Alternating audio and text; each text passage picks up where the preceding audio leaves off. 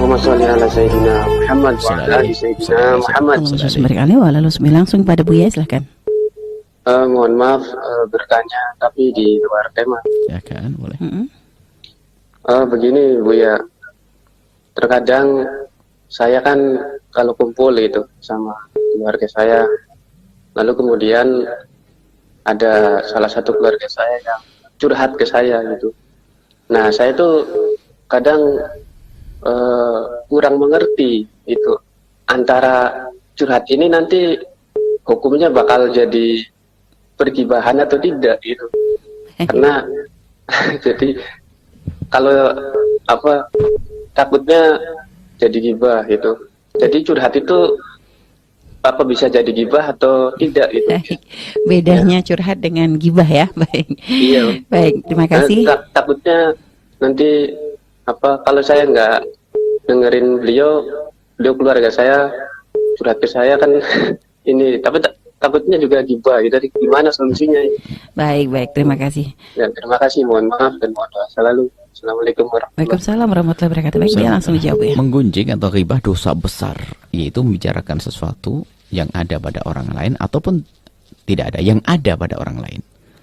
Membicarakan sesuatu yang menjadikan orang lain itu nggak senang, ngomongin kejelekannya, itu adalah ghibah atau gunjing.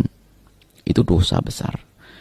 Adapun curhat itu kan curahan hati, mencurahkan hatinya kepada orang di kiri kanannya, mengungkapkan unek-unek.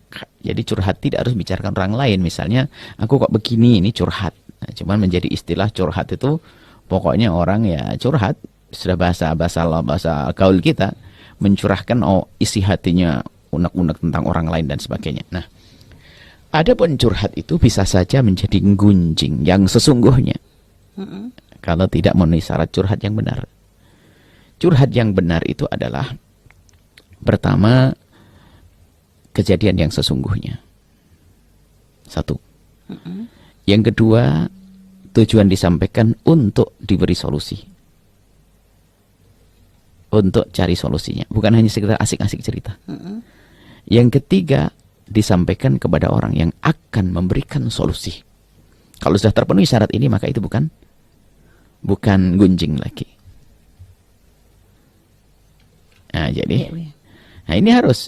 Jadi curhatnya bukan tujuan untuk mencari solusi, hanya ngomongin orang itu gini-gini. Wah, ya gunjing. Tapi misal begini, curhat serius. Assalamualaikum, Ustaz.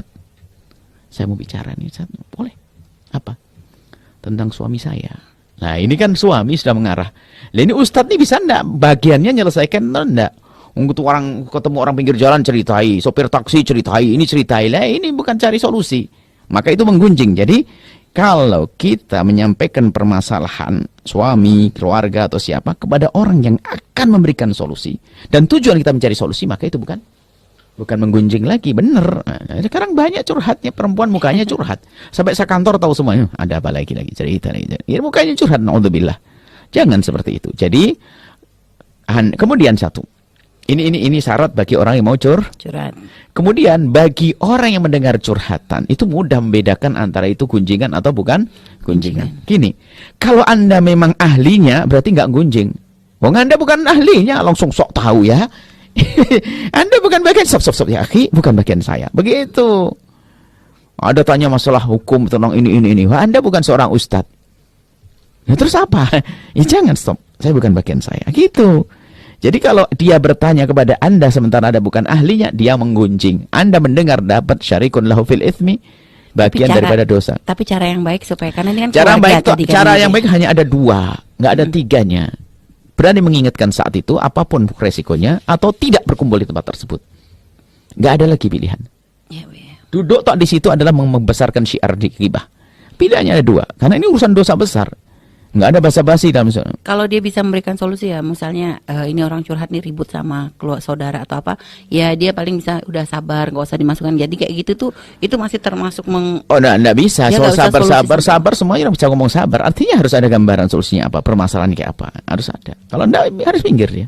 Gitu ya. Jangan semua dipaparkan. Jangan sampai, artinya kalau misalnya Bu ya, dia pengen tahu sejauh mana untuk nanti mungkin dia mengarahkan dibawa ke ustadz yang dia kenal misalnya. Bisa begitu. Jadi langsung ditarik, itu tidak boleh stop, jangan bicara di sini. Bahkan makanya kadang di saat orang bertanya, penanya kan selalu kita waspadai. Jangan bicara tentang aibnya pribadi, aib saudara ini. Kan kita batasi juga. Iya, Bu ya. Jadi kalau dalam forum begitu, keluarga, kalau ada yang mau curhat, stop. Ya akhi, nanti. Bahasanya jabri atau gimana. Kalau ngomong ke saya, misalnya kita seorang ustadz, ya kan? Ada seorang mau ngadu, ini dalam keluarga dia yang jadi ustadz. Yang diustadkan karena belajar agamanya lebih lama. Sehingga di situ jadi bahan curhat. Itu pun harus bisa membedakan. Kalau mendengar orang yang nggak punya urusan, nggak boleh stop. Ya akhti, saudariku, nanti kita ngomong khusus. Itu langsung stop. Jangan dibiarkan yang lain dengar semuanya di bahan tertawaan ya begitu. Jadi memang harus peka. Kalau enggak jadi bahan gunjing. Yang ustadz dia memang punya potensi untuk menyelesaikan masalah. Cuman di saat dia membiarkan curhatannya didengar yang lainnya, maka ini masalah. Makanya curhat ini penyakit sebetulnya. Iya, Bu ya. Makanya bahaya dalam rumah tangga akan mudah hancur kalau salah satu orangnya adalah orang yang mudah curhat. Karena curhat itu adalah bukan dikit-dikit curhat. Kejelekan, aib besar itu. Aib. Baik, Bu. Subhanallah.